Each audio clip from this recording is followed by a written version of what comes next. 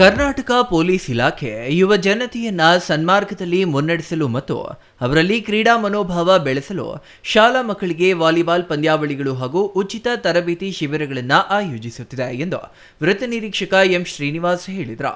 ಸೋಮವಾರ ಪ್ರಶಾಂತಿ ವಿದ್ಯಾಸಂಸ್ಥೆಯಲ್ಲಿ ಪೊಲೀಸ್ ಇಲಾಖೆ ಪಿಎಸ್ಐ ಶ್ರೀನಿವಾಸ್ ಮತ್ತು ಎಸ್ಐ ಗಣೇಶ್ ನೇತೃತ್ವದಲ್ಲಿ ಹಮ್ಮಿಕೊಂಡಿದ್ದ ಅಂತಾರಾಷ್ಟ್ರೀಯ ಮಾದಕ ದ್ರವ್ಯ ಸೇವನೆ ಮತ್ತು ಅಕ್ರಮ ಸಾಗಾಣಿಕೆ ವಿರೋಧಿ ದಿನಾಚರಣೆ ಹಾಗೂ ವಿದ್ಯಾರ್ಥಿಗಳಿಗೆ ವಾಲಿಬಾಲ್ ಪಂದ್ಯಾವಳಿಗೆ ಚಾಲನೆ ನೀಡಿ ಮಾತನಾಡಿದರು.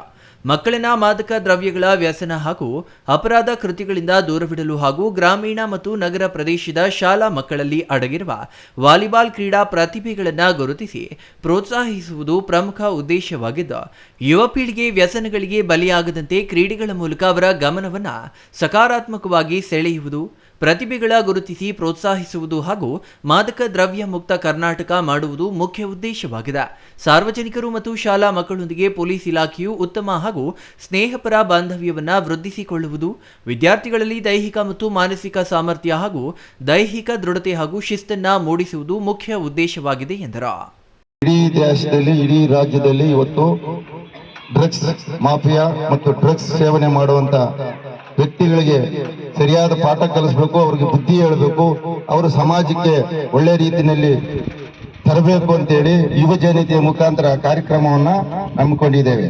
ಈ ಕಾರ್ಯಕ್ರಮದಲ್ಲಿ ನಾವು ಕಾಲೇಜು, ಶಾಲಾ ಕಾಲೇಜುಗಳ ವಿದ್ಯಾರ್ಥಿಗಳಿಗೆ, ವಿದ್ಯಾರ್ಥಿನಿಯರಿಗೆ ಇವತ್ತು ನಾವೆಲ್ಲ ನೋಡ್ತಾ ಇದ್ದೇವೆ.